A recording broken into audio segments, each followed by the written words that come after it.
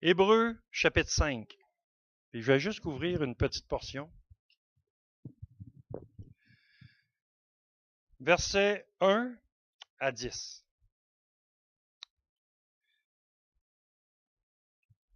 Qui dit, en effet, tout souverain sacrificateur pris du milieu des hommes est établi pour les hommes dans le service de Dieu afin de présenter des offrandes et des sacrifices pour les péchés.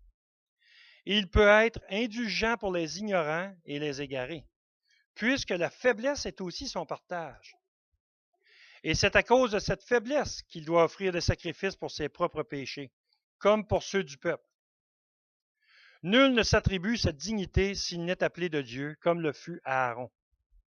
Et Christ ne s'est pas non plus attribué la gloire de devenir souverain sacrificateur, mais il la tient de celui qui lui a dit, « Tu es mon fils, je t'ai engendré aujourd'hui. » Comme il dit encore ailleurs, « Tu es sacrificateur pour toujours selon l'ordre de Melchisédek. » C'est lui qui, dans les jours de sa chair, ayant présenté avec de grands cris et avec larmes des prières et des supplications, à celui qui pouvait le sauver de la mort, ayant été exaucé à cause de sa piété, a appris, bien qu'il fût fils, l'obéissance par les choses qu'il a souffertes.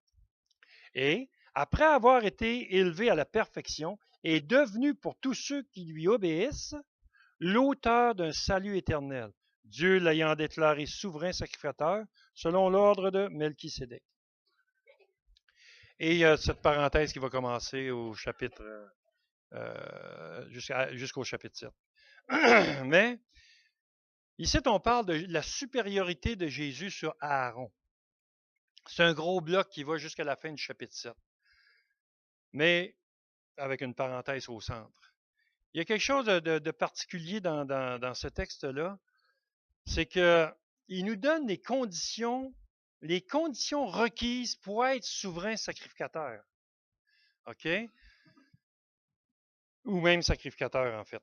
Ça va loin. On ne peut pas, ou je devrais dire, on ne pourrait pas s'approcher du trône de Dieu, écoutez ça, si on n'est pas sacrificateur. On n'a pas le droit de faire ça. Le souverain sacrificateur pourrait rentrer une fois par année. OK? Donc, rappelez-vous de ça rapidement parce que là, je compresse des choses, mais on peut y aller parce que notre souverain sacrificateur est allé. Alors, on va voir quel est le ministère, si je peux dire, du souverain sacrificateur. La différence entre Aaron et puis Jésus. OK? Mais il y a beaucoup de similitudes quand même. C'est bien important. Il y a des choses qu'on va voir. Il y a des conditions. OK? Premièrement, regardez le verset 1 et 2, il dit tout souverain sacrificateur. Donc, il dit pas nécessairement juste Jésus, là. Il dit n'importe lequel. Tout souverain sacrificateur pris du milieu des hommes est établi pour les hommes dans le service de Dieu afin de présenter des offrandes et des sacrifices pour les péchés. Il peut être indulgent pour les ignorants et les égarés puisque la faiblesse est aussi son partage. Alors, ce texte-là nous dit que, premièrement, il doit être humain. C'est pas Dieu qui est mort sur la croix. Comprenez-vous? C'est pas Dieu qui est mort sur la croix. C'est Jésus, homme. On ne peut pas faire mourir Dieu. Dieu n'est pas mort. Nietzsche dit que Dieu est mort, mais Dieu dit Nietzsche est mort. En passant, c'est en philosophie, il faut connaître ça. Mais juste pour vous dire ceci, on a la tendance à remettre toujours la divinité de Jésus en priorité, alors que Jésus est venu nous montrer l'humanité de Jésus.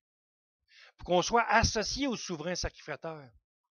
Parce que j'ai entendu souvent, au cours du ministère, des gens qui disent « Ouais, mais Jésus, c'était facile, il était Dieu. » C'est ça que, si vous pensez comme ça, vous n'avez pas compris l'humanité de Jésus-Christ. Et c'est pour ça que le premier critère, c'est d'être humain. Il ne peut pas vraiment comprendre la faiblesse s'il n'a pas été dans l'état de faiblesse aussi. Faites attention ici, le mot faiblesse, je ne l'utilise pas en péché. Je l'utilise en capacité humaine. Jésus, il était petit bébé, il n'était pas capable de lever 200 livres, pourtant il est Dieu. Il tient la planète dans sa main. Voyez-vous?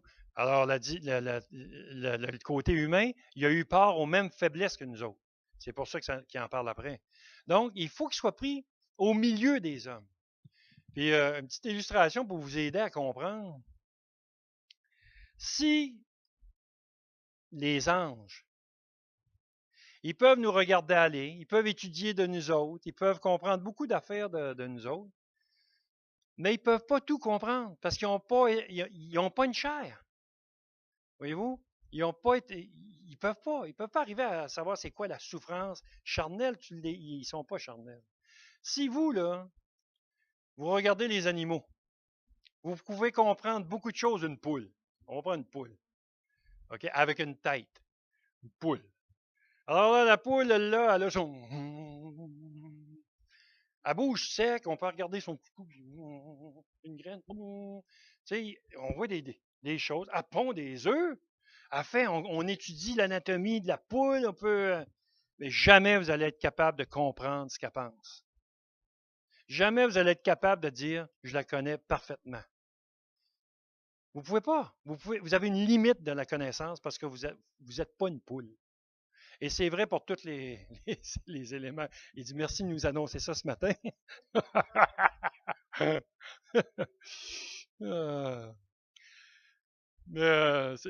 Vous comprenez ce qu'on est en train de dire, c'est que Jésus, d'en haut, ça aurait été difficile pour nous autres de dire, tu ne peux pas me comprendre. Tu sais pas c'est quoi la souffrance. Tu sais, si on l'avait seulement, si Dieu avait dit, Dieu est esprit. Mais comment un esprit peut comprendre les choses de l'homme? Et ça, j'ai trouvé ça euh, intéressant qu'il dit, ce souverain sacrificateur-là, il doit être pris du milieu des hommes. Tu ne te classes pas souverain sacrificateur. Est-ce que Jésus était souverain sacrificateur avant de venir au monde? Non, dans le texte, il nous dit qu'il l'a été. C'est lui qui l'a fait. C'est lui qui l'a établi. Tu m'as fait, quand tu es mon fils, je t'ai engendré aujourd'hui. Voici. Alors, il a été placé par Dieu, parce qu'il n'y a pas plus grand qui pouvait le faire. Et puis, il a été mis au milieu des hommes comme homme. Alors, ce que j'aime dans le livre d'Hébreux, c'est qu'il nous montre l'humanité de Jésus, 100%, mais sa supériorité sur tous les systèmes du monde. Et puis, ça ne fait pas de lui pas un homme. Mais c'est rassurant de savoir qu'on va être comme lui. C'est sa promesse. Alors, on va-tu être en bas des anges? On va être en haut des anges. Voyez-vous? Et donc, il doit être pris, OK? Est-ce que Jésus nous comprend parce qu'il est Dieu? Ouais. Mais pas seulement parce qu'il est Dieu. C'est ça qu'on doit se dire. Parce qu'il a été homme. Parce qu'on ne peut pas dissocier non plus sa divinité. Mais quand on va parler du souverain sacrificateur, il faut comprendre qu'on est en train de parler du côté humain de Jésus. Dans le premier chapitre, il dit qu'il est assis. Il est assis à la droite. Qu'est-ce qu'il fait? On a un avocat auprès du Père. Puis quand il parle de Jésus-Christ, le juste. Là, il parle d'un avocat. Un avocat, là, c'est pas spirituel. Un avocat qui va défendre des humains doit être humain. Il doit avoir été humain pour défendre l'humain. Voyez-vous? Et là, ici, on a affaire au souverain sacrificateur qui ne meurt pas. Donc, ce qu'il nous dit, c'est qu'il est toujours présent. Son sacerdoce, il n'y a pas de fin. Il n'arrête pas. Donc, et plus loin, il va nous dire que son sacerdoce, il n'est pas transmissible. Attends une minute. Il n'est pas transmissible. Donc, il ne pourrait pas être donné à un pape. Il ne peut pas être donné à un autre homme. Il ne peut pas être donné à quelqu'un de notoriété dans l'Église. Oubliez ça.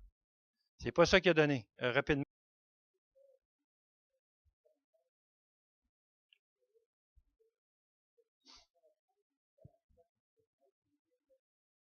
Ouais. Dans Hébreu, il touche tout ça. Ça va pas long. On va me verser de l'eau. C'est pas du gin, là, c'est de l'eau. Je veux pas faire de publicité, ça passe sur Internet. Du Pérégrino. Non, Internet ne marche pas aujourd'hui. Bon, c'est ça. Ça veut dire habituez-vous à repogner vos bibes en papier. Elle a dit, je retourne au livre. C'est bon. Ouais. Donc, OK. Première, regardez au verset 4 maintenant. Je vais avancer. Au verset 4 de Hébreux 5, il dit, il doit être pris du milieu des hommes, mais regardez comment il est choisi. Nul ne s'attribue cette dignité s'il n'est appelé de Dieu. Il y a juste Dieu qui peut l'établir. C'est vraiment important que vous accrochiez à ça. Il y a juste Dieu qui peut établir un souverain sacrificateur. Okay? Personne d'autre. Il l'a fait pour Aaron, puis il l'a fait pour Jésus-Christ.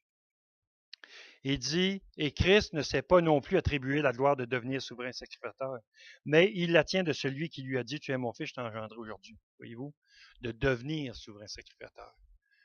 Alors il dit, même lui, il ne s'est pas attribué cette gloire-là par ses propres forces.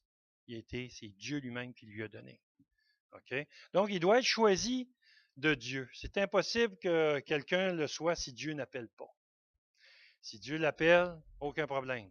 Mais il n'y a personne qui pourrait l'être sans l'approbation de Dieu. Y a-t-il quelqu'un qui... non, on va tourner ensemble, je pense.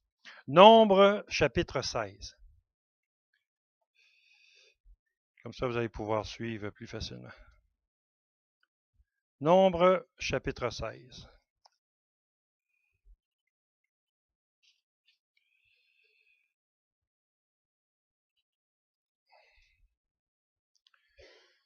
OK? Dans Nombre, au chapitre 16, regardez bien l'histoire. C'est une belle histoire épeurante. Coré, fils de Jitséar, fils de Kéat, fils de Lévi, se révolta avec Dathan et Abiram, fils d'Éliab, et On, fils de Pélet, tous trois fils de Ruben. Ils se soulevèrent contre Moïse avec 250 hommes, des enfants d'Israël, des principaux de l'assemblée, de ceux que l'on convoquait à l'assemblée et qui étaient des gens de renom. Ils s'assemblèrent contre Moïse et Aaron et leur dirent, c'en est assez, car toute l'assemblée, tous sont saints. Et l'Éternel est au milieu d'eux. Saint, là, c'est mis à part. OK? Pourquoi vous élevez-vous au-dessus de l'assemblée de l'Éternel? Quand Moïse eut entendu cela, il tomba sur son visage. Il parla à Coré et à toute sa troupe en disant, demain l'Éternel fera connaître qui est à lui et qui est saint. Et il le fera approcher de lui. Et il fera approcher de lui celui qu'il choisira. Faites ceci. Prenez des brasiers, Coré et toute sa troupe. Demain, mettez-y du feu et posez-y du parfum devant l'Éternel. Celui que l'Éternel choisira, c'est celui-là qui sera saint. C'en est assez, enfants de Lévi. Moïse dit à Coré, écoutez donc, enfants de Lévi, est-ce trop peu pour vous que le Dieu d'Israël vous ait choisi dans l'assemblée d'Israël en vous faisant approcher de lui, afin que vous soyez employés au service du tabernacle de l'Éternel et que vous vous présentiez devant l'assemblée pour le servir? OK, je résume rapidement. Ici, on a une révolte. Aaron, Moïse, c'est des souverains sacrificateurs choisis par Dieu. Eux autres, c'est des sacrificateurs au service de Dieu aussi, mais il y a le souverain sacrificateur, puis il y a le sacrificateur. OK? Alors là, les fils de Corée disent, wow, chacun notre tour est capable d'être souverain sacrificateur. Il n'y a pas juste toi, Aaron, Moïse, qui vous êtes, vous autres, vous établissez plus haut que nous autres. Il y a une révolte. Ça chiale. Et c'est de l'élite du peuple aussi là-dedans. Là. OK? Et alors, Moïse a fait appel à Dieu. C'est intéressant, Moïse aurait pu trancher le débat en disant, Dieu m'a dit que c'était ça, il me l'a montré sur la montagne. C'est pas ça qu'il fait. Il dit, OK, on va faire une affaire. Vous allez faire un autel, on va faire un sacrifice, puis on va voir qui Dieu... On va le laisser parler lui-même. Puis je trouvais ça intéressant. Il dit, verset 10, il vous a fait approcher de lui, toi et tous tes frères, les enfants de Lévi, et vous voulez encore le sacerdoce. C'est à cause de cela que toi et toute ta troupe, vous vous assemblez contre l'Éternel. Car qui est Aaron pour que vous murmuriez contre lui? Moïse envoya appeler Dathan et Abiram, fils d'Éliab, mais ils dirent, nous ne monterons pas. N'est-ce pas assez que tu nous aies fait sortir du pays où coule le lait et le miel pour nous faire mourir au désert sans que tu continues à dominer sur nous? C'est toute une révolte, là. Non, on ne va pas y aller consulter l'Éternel. C'est ça que vous êtes en train de dire. On ne va pas te suivre. C'est fini tes ordres, là. On est tanné de te suivre. Il dit, et ce n'est pas dans un pays où coule le lait et le miel que tu nous as amenés. Ce ne sont pas des champs et des vignes que tu nous as donnés en possession. Penses-tu crever les yeux de ces gens? Tu penses qu'ils ne voient pas clair? Nous ne montrons pas. Moïse fut très irrité et il dit à l'Éternel, n'aie point égard à leur offrande, je ne leur ai pas même pris un âne, et je n'ai fait de mal à aucun d'eux. Moïse dit à Corée, toi et toute ta troupe, trouvez-vous demain devant l'Éternel, toi et eux avec Aaron. Prenez chacun votre brasier, mettez-y du parfum, et présentez devant l'Éternel chacun votre brasier. Il y aura 250 brasiers, toi et Aaron. Vous prendrez aussi chacun votre brasier. Ils prirent chacun leur brasier, ils mirent le feu, ils y apposèrent du parfum. Ils se tinrent à l'entrée de la tente d'assignation avec Moïse et Aaron. Et Corée convoqua toute l'assemblée contre Moïse et Aaron. Hein, c'est tout qu'un révolutionnaire. Il s'en va par en arrière, on va parler contre celui que Dieu a choisi, puis on va faire un attroupement, puis on va aller parler d'en face. Et là, voici ce qu'il fait encore. Tout se passe tout croche, puis les gens vont suivre Corée, c'est ça qu'il dit. Corée convoqua toute l'assemblée contre Moïse et Aaron à l'entrée de la tente d'assignation. Alors la gloire de l'Éternel apparut à toute l'assemblée. Et l'Éternel parla à Moïse et à Aaron et dit, séparez-vous du milieu de cette assemblée, je les consumerai en un seul instant. Ils tombèrent sur leur visage et dirent, ô Dieu, Dieu des esprits de toute chair, un seul homme a péché et tu t'irriterais contre toute l'assemblée. L'Éternel parla à Moïse et dit, parle à l'assemblée et dit, retirez-vous. Ça, c'est le fruit de la prière. Savez-vous que Dieu les aurait tous rasés de là? Ça, c'est le fruit de la prière de Moïse. Il dit, parle à l'assemblée, il dit, retirez-vous de toutes parts loin de la demeure de Corée, de Dathan et d'Abiram.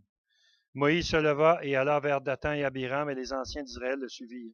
Il parla à l'assemblée, il dit, éloignez-vous des tentes de ces méchants hommes, et ne touchez à rien de ce qui leur appartient, de peur que vous ne périssiez en même temps qu'ils seront punis pour tous leurs péchés. Et ils se retirèrent de toutes parts loin de la demeure de Corée, de Dathan et d'Abiram. Dathan et Abiram sortirent et se tinrent à l'entrée de leur tente, avec leurs femmes, leurs fils et leurs petits-enfants.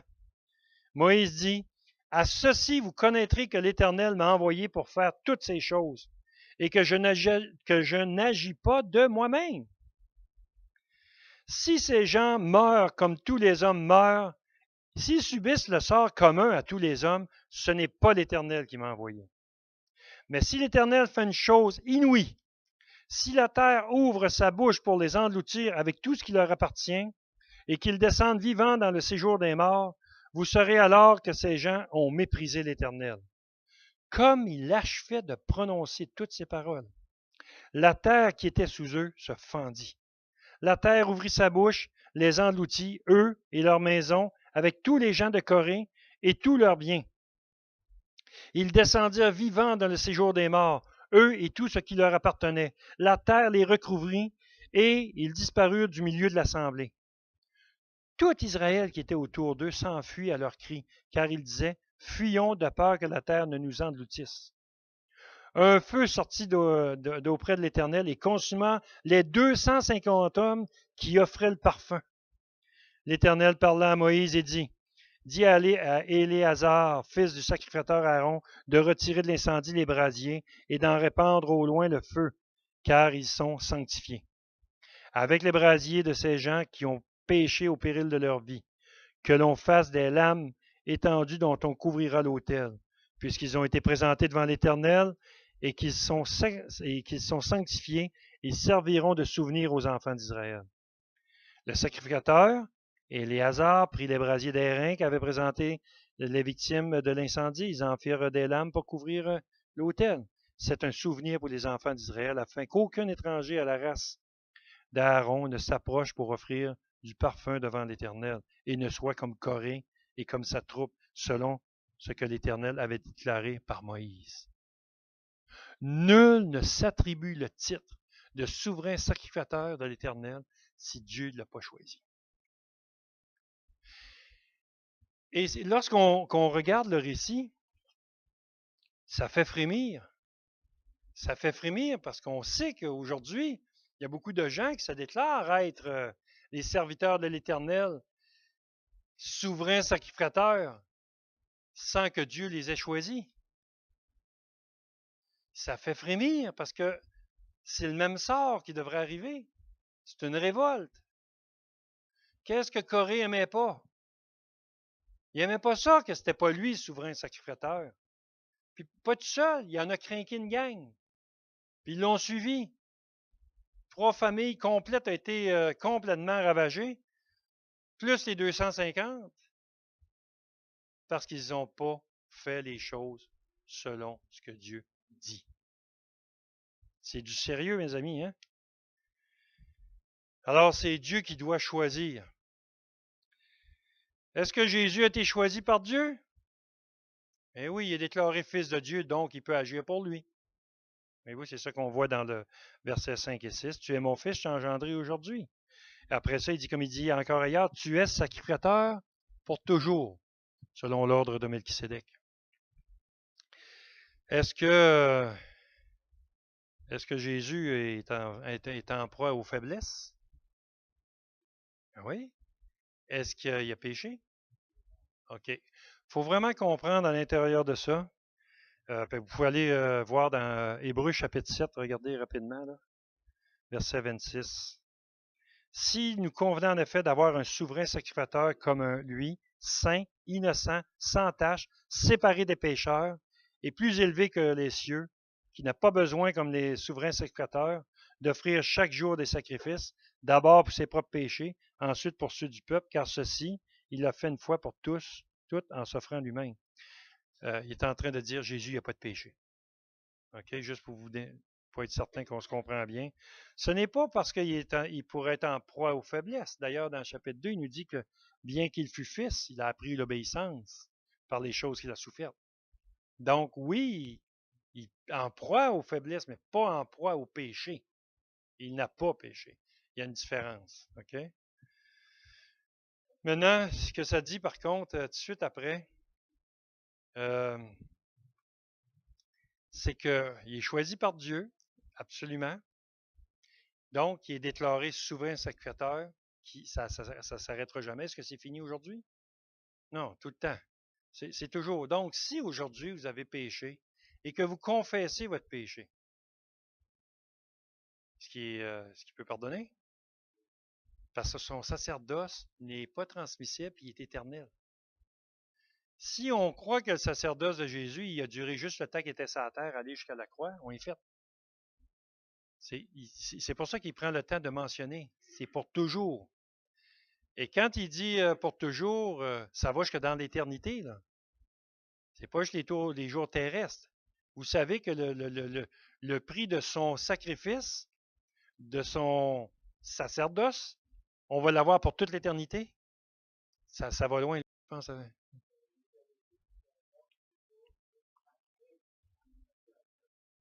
Absolument, absolument, c'est ça. Pas de commencement, pas de fin. Absolument, merci de clarifier ça. Effectivement, l'éternité, c'est pas juste quelque chose qui s'en vient. C'est quelque chose qui est toujours là et qui a toujours été. OK. Maintenant, Jésus. Appelé par Dieu, puis je peux dire, c'est... est-ce quelqu'un qui... Non? OK.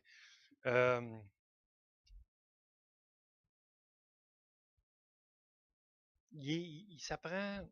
Il y a quelque chose de particulier avec le sacrificateur dans ce cas-là. Là. Ce qui nous dit, il peut être indulgent pour les ignorants et les égarés, puisque la faiblesse est aussi son partage.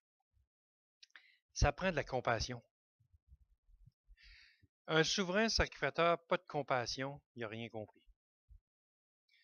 Ça prend de la compassion parce qu'il dit, ce que j'aime dans ça, il peut être indulgent. Pour qui? Pour les ignorants, puis ceux qui sont égarés. Wow! Le souverain sacrificateur, envers qui il va exercer un ministère? Tous les ignorants et les égarés.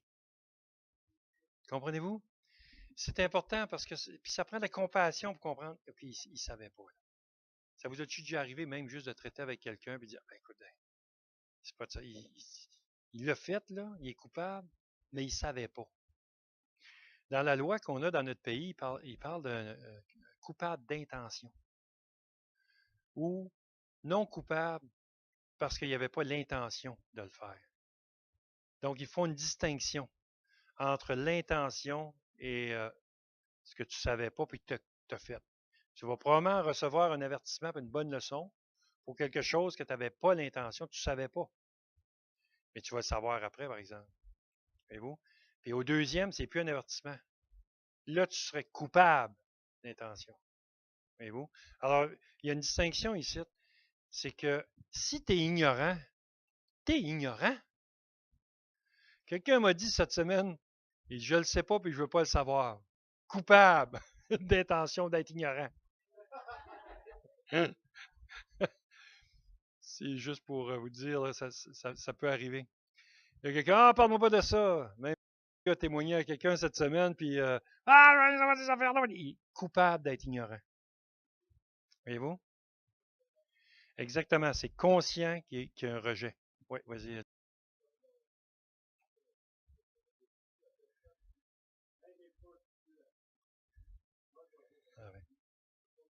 Ah, ouais, c'est ça.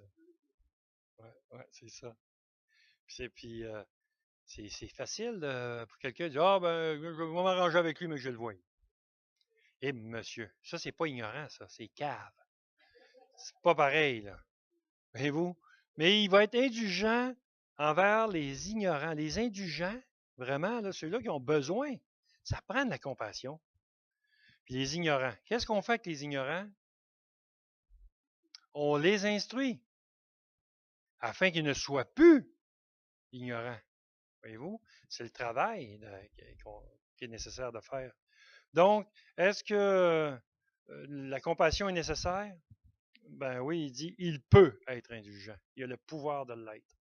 Verset 2. Donc oui, c'est important. Ça prend cette compassion-là. C'est tellement nécessaire. L'indulgence. Et puis, ce que ça va faire, c'est qu'il y a une conséquence, je dirais, de la compassion. J'appelle ça de même, là. Quand tu es compatissant avec un indulgent, un ignorant,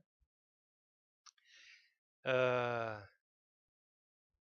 dirais que tu réalises aussi ta propre faiblesse. Puis quand tu sais comment tu es faible, c'est plus facile d'être compatissant. Donc, et puis ça, c'est une réalité. Si je pense que Jésus, comme charpentier, a dû se donner un coup de marteau de temps en temps sur un doigt. Il est en train d'apprendre. Mais il ne s'est pas mis à sacrer. Hein? Je ne sais pas si le mot ouch existait, mais il a certainement dit ouch! Certainement qu'il a dû avoir l'expression humaine du aïe aïe. Hein? Ça fait mal. C'est la même, la même affaire. Alors, quand Jésus, il peut compatir à nos faiblesses parce que lui-même est en proie aux mêmes faiblesses. Okay? Ça ne veut pas dire qu'il a la compassion du péché. Faites attention à ça. Il peut compatir à cause de nos faiblesses, mais la compassion, elle ne vient pas à cause du péché. Il faut démêler absolument. Quand il y a le sacrifice, ça va régler le cas du péché. La compassion va régler le cas de l'indulgent, on va l'instruire, on va faire. Mais on ne peut rien faire pour quelqu'un qui va pécher. Savez-vous ça? Christ l'a fait. On ne peut rien faire pour le péché. Christ s'en est occupé. Et là, ça va dépendre vraiment de la personne, de sa foi. Est-ce qu'elle croit que Jésus a payé vraiment? Donc, il faut être... Oh, excuse. Ouais, on ne peut rien faire pour le péché. C'est intéressant parce que pour le péché, non, on ne peut pas rien faire. Ah oui, c'est pas faire quelque chose pour le péché, c'est faire quelque chose pour la personne. Mais oui, c'est ça. C'est la compassion envers la personne qui fait qu'on va intercéder pour que justement ça arrête. Mais le cas du péché, on est pécheur. On est directement dans le même bain. On a la même nature. Tu sais, je ne sais pas si ça vous a déjà arrivé. Ah, oh, toi, t'es pas mieux que les autres. Tu leur dis la vérité avec la parole de Dieu, puis ils vont dire t'es pas mieux que les autres. Ils ont raison que t'es pas mieux que les autres. Tu sais? Ils ont absolument raison, parce qu'on est égal. La seule différence, et j'aime ça en anglais, il y a une petite plaque qui va sur le dos, là. Il dit, je suis pas, I'm not perfect, I'm just saved. Je suis pas parfait, je suis juste sauvé. C'est ça, tu sais, c'est comme la réalité. Donc, il faut que je roule un petit peu, là. L'appel de Christ pour le sacerdoce, quand on arrive, il dit, c'est Dieu qui l'a établi. Et puis là, il dit au verset 7, c'est lui qui, dans les jours de sa chair, ayant présenté avec de grands cris et avec larmes des prières et des supplications à celui qui pouvait le sauver de la mort, et ayant été exaucé à cause de sa piété, a appris, bien qu'il fût fils, l'obéissance par les choses qu'il a souffertes, et qui, après avoir été élevé à la perfection, est devenu, pour tous ceux qui lui obéissent, l'auteur d'un salut éternel. Je vais toucher à ça dans pas long. Dieu l'ayant déclaré souverain sacrificateur selon l'ordre de Melchisédek. Donc, Jésus, il n'y a aucun problème. Il a été appelé par Dieu. Il a eu part aux mêmes souffrances, c'est ce que le texte nous dit. Et puis, je vais vous poser une question. L'obéissance est-elle nécessaire pour le salut? Répondez-moi pas. Je vais vous répondre. Ça va être plus safe. L'obéissance est-elle nécessaire pour le salut? Oui. Oui. Et laissez-moi vous expliquer. On va tourner dans Romains chapitre 1. Personne ne peut dire j'ai la foi puis être sauvé. Il faut qu'il obéisse à la foi. Romains au chapitre 1, il nous dit,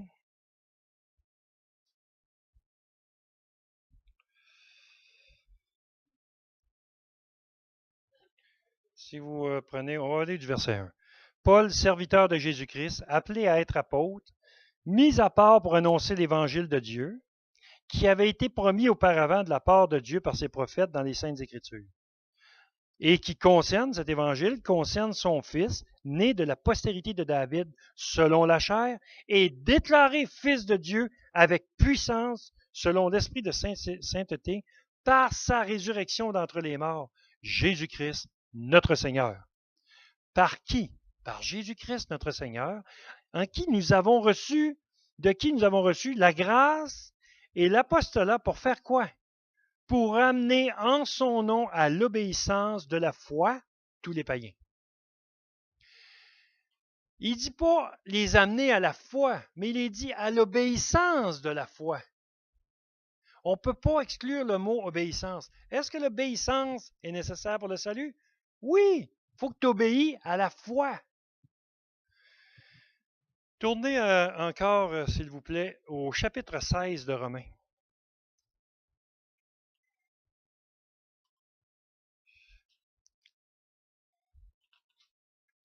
Chapitre 16, Romains 25. Oui, 16, 25. 16, verset 25. Il dit, à celui qui peut vous affermir selon mon évangile et la prédication de Jésus-Christ, conformément à la révélation du mystère caché pendant les siècles, mais manifesté maintenant par les écrits des prophètes, d'après l'ordre du Dieu éternel, et porté à la connaissance de toutes les nations, afin qu'elles obéissent à la foi. Voyez-vous? Il vient de régler le cas de l'ignorant. Porté à la connaissance, afin qu'ils ne soient plus ignorants, puis qu'ils obéissent à la foi. Donc, le but de l'Évangile, c'est d'amener à l'obéissance de la foi. C'est pas de simplement faire dire à quelqu'un, crois-tu en Dieu? Oui, je crois en Dieu. Et c'est tout là qui rentre en ligne de compte, la repentance. S'il n'y a pas de repentance, il n'y a pas d'obéissance. Il peut juste avoir le mot pas foi pour être sauvé, mais oui, je crois que Dieu existe. Je crois que Jésus est né pour nous sauver. Il va tout croire ça. Mais il n'y a pas de repentance. Ça prend la repentance qui va précéder la foi. L'obéissance de la foi. Et tu ne peux pas juste dire, je suis ici dimanche matin ou n'importe où dans une église quelconque, puis dire, moi je suis à l'église dimanche matin parce que je suis un croyant. C'est pas ça être un croyant. Ça, c'est le résultat d'être croyant.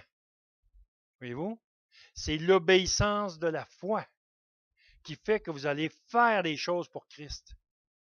Parce que vous connaissez sa volonté, puis c'est ça qu'il parle. Alors, il veut nous amener loin de l'ignorance. La vie éternelle, c'est qu'ils aient la foi en toi. Ça dit, c'est qu'ils te connaissent, toi, le seul vrai Dieu, et celui que tu as envoyé, Jésus-Christ. La conséquence, ça prend de la foi pour croire à ça. Voyez-vous, on parle d'obéissance de la foi. Et c'est ça qui est tout le débat de Jacques, si ça vous intéresse de lire, là. C'est tout le débat de Jacques où il dit, montre-moi ton obéissance. Là, ils vont dire, montre-moi tes œuvres, tu sais, parce qu'ils mettent le mot sur œuvre, sur œuvre. Non, non, montre-moi ton obéissance. C'est ça qu'il est en train de résumer. Montre-moi ton obéissance à la foi. Tu vas voir éclater ma foi dans l'obéissance. Mais tu ne peux pas dire j'ai la foi si tu n'as pas l'obéissance de la foi. Ce n'est pas la foi biblique. Et je vais vous amener encore un petit peu plus loin. 2 Corinthiens chapitre 10. Ça, c'est probablement mon texte préféré.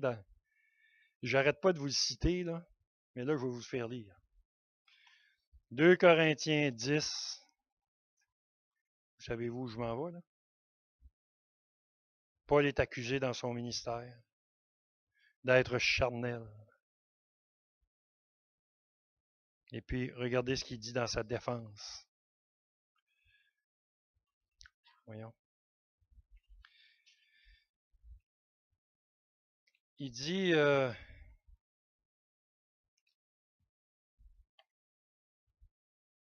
si nous marchons, verset 3, 2 Corinthiens 10, verset 3, si nous marchons dans la chair, nous ne combattons pas selon la chair, car les armes avec lesquelles nous combattons ne sont pas charnelles, mais elles sont puissantes par la vertu de Dieu pour renverser les forteresses. Écoutez ça.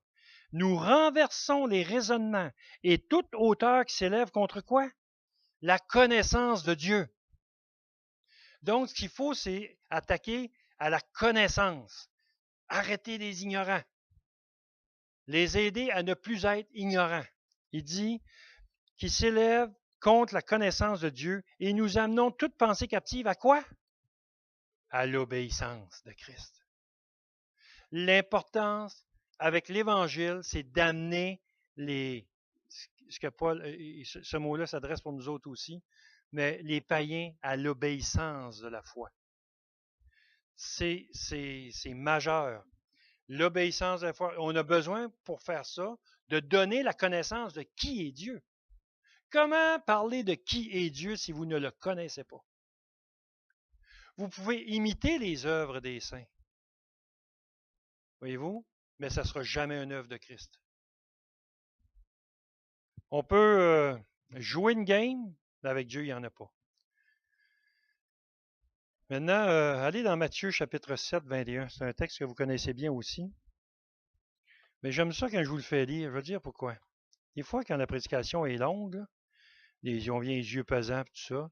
Des fois, les yeux nous font baisser, puis on tombe sur un autre verset qui est à côté de celui qu'on fait lire. Puis là, Dieu vous parle. Réveille-toi, toi qui dors d'entre les morts.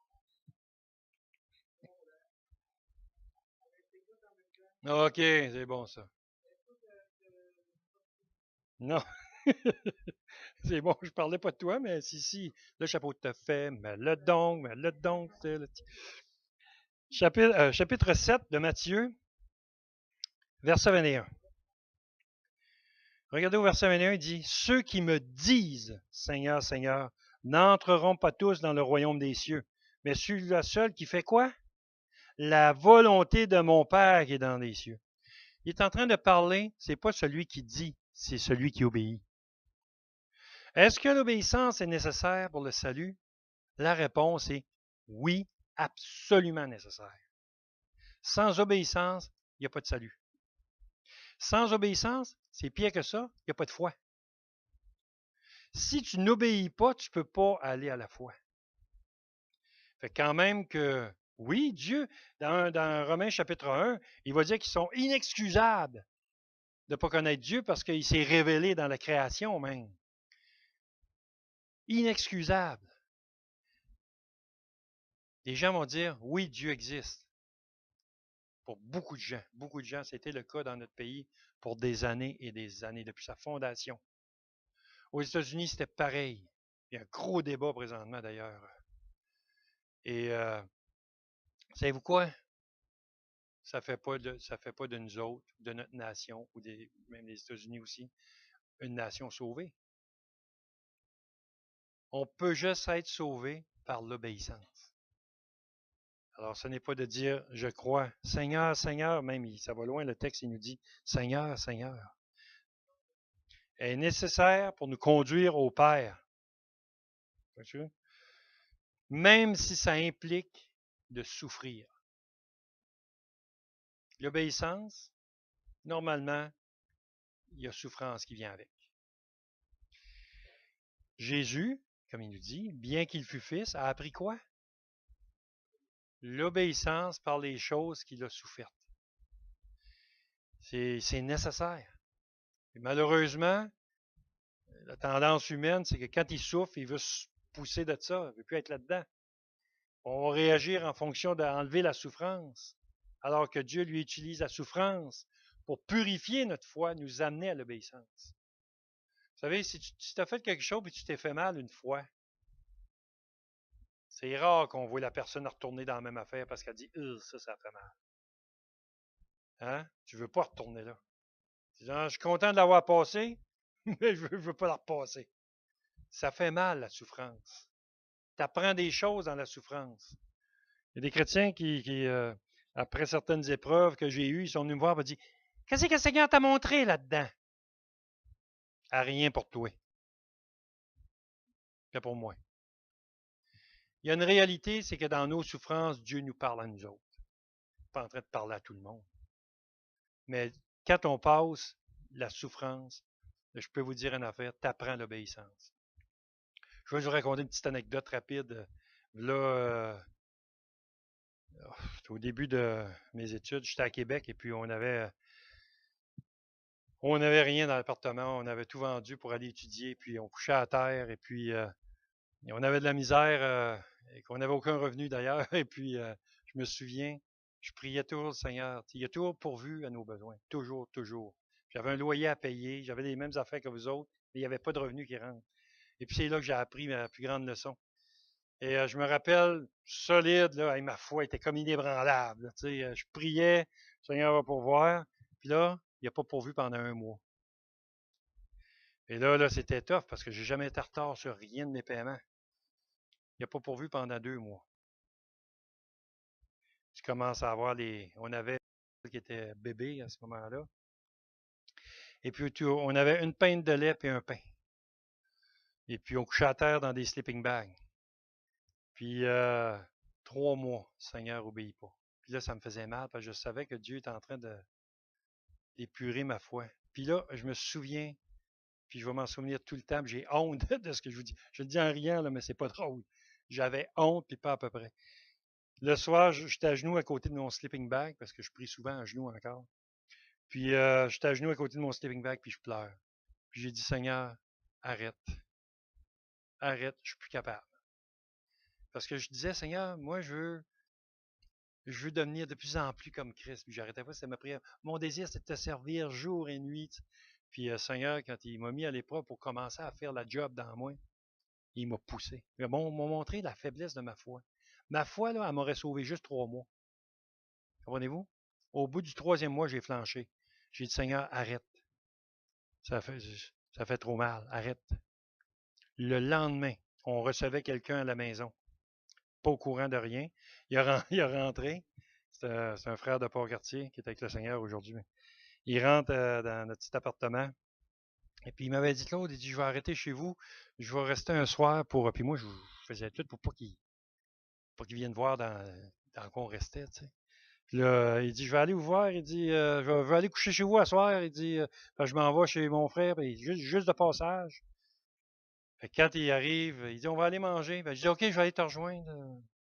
Fait que je voulais l'éloigner de là. Mais lui, il dit, je vais aller voir où tu restes. Tu sais, Anguille, non, je vais y aller. Vous connaissez, il est avec le Seigneur maintenant. Fait que j'arrive à notre petit appartement, puis il regarde ça. Il n'y a rien, là. Il dit pas un mot. Pas un mot de tout ça. Ah, ben cet appartement, ça va d'allure. Ah, bon. Il l'appelait Jackson. Tout le temps. Ah, Jackson est de là, pas pire. Ah ouais, Jackson, il est bien. Fait que là, le soir, là, on n'avait rien, nous autres. On lui a donné un sleeping bag pour qu'il couche à terre.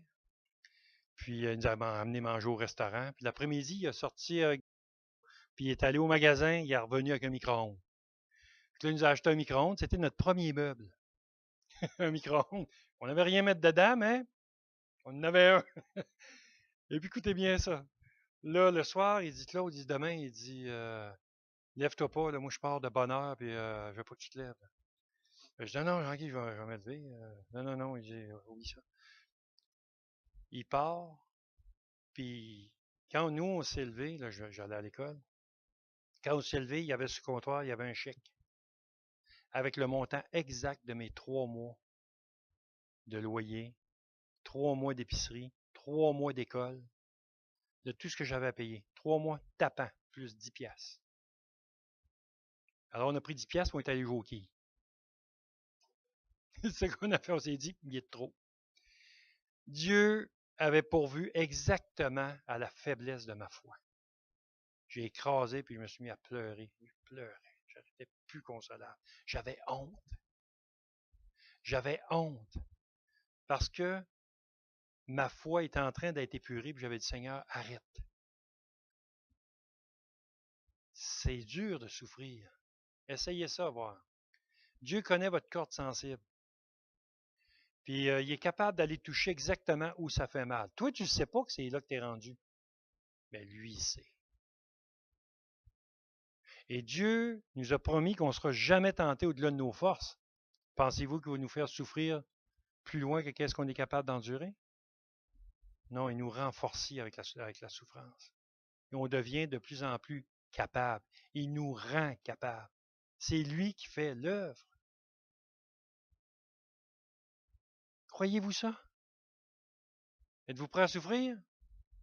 Levez la main ceux qui désirent souffrir.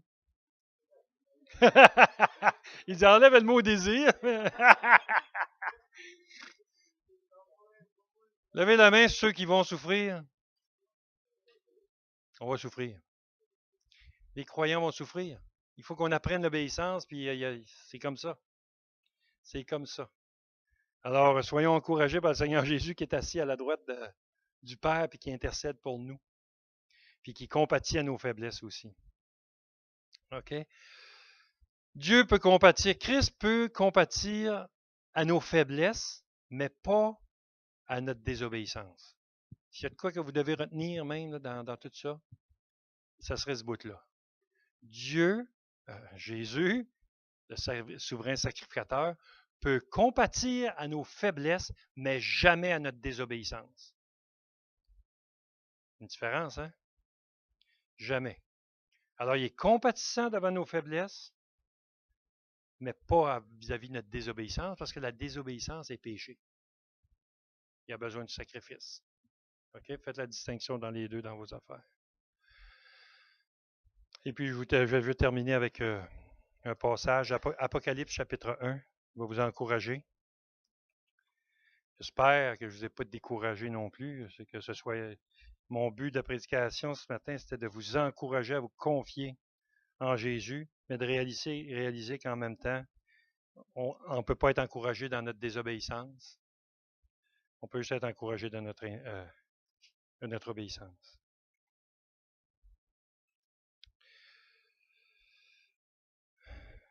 Il dit dans le verset, je vais partir, OK, à partir du verset 4, OK? Jean aux 7 églises qui sont en Asie, Apocalypse 1, excusez-moi, 1, 4. Jean aux 7 églises qui sont en Asie, que la grâce et la paix vous soient données de la part de celui qui est, qui était et qui vient, et de la part des 7 esprits qui sont devant son trône, et de la part de Jésus-Christ, le témoin fidèle, le premier-né des morts et le prince des rois de la terre. À celui qui nous aime, qui nous a délivrés de nos péchés par son sang. OK? Il a réglé le cas du péché. Qu'est-ce qu'il a fait? Et qui a fait de nous un royaume des sacrificateurs pour Dieu son Père. Ne soyons pas comme les fils de Corée. Soyons soumis au souverain sacrificateur, en réalisant que nous sommes des sacrificateurs. Quelle est la mission du sacrificateur? Juste rapidement, c'est écrit là.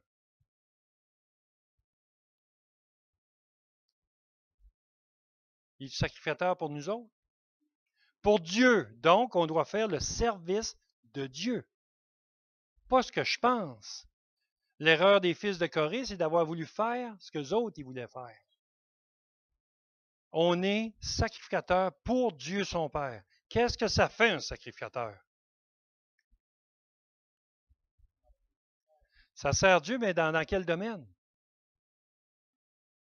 C'est intéressant. Ce que ça dit, c'est sacrificateur. Donc, ça implique le sacrifice. Voyez-vous? Offrir à Dieu des victimes expiatoires, c'est quoi? Quelle est notre mission? Aller vers les autres. Il nous a donné le ministère de la réconciliation. Et c'est pour ça que Paul était capable de dire, je vous en conjure, soyez réconciliés avec Dieu. Voyez-vous? C'est notre ministère. Et si on obéit à la foi, l'obéissance de la foi, on va faire l'œuvre d'un sacrificateur, pas l'œuvre d'un souverain sacrificateur. On n'a pas été choisi par Dieu pour être souverain sacrificateur. On est sous les ordres de Jésus lui-même. Mais on a une responsabilité. Et ce que ça dit là-dedans, c'est un royaume de sacrificateurs pour Dieu son Père. C'est pas fantastique? OK. On obéit-tu à ça? C'est ça. Alors il dit, à lui soit la gloire, la puissance, au siècle des siècles. Voici, il vient avec les nuées, et tout œil le verra. Tout œil le verra, même ceux qui l'ont percé. Toutes les tribus de la terre se lamenteront à cause de lui. Oui, amen. Je suis l'alpha et l'oméga, dit le Seigneur Dieu, celui qui est, qui était et qui vient, le Tout-Puissant.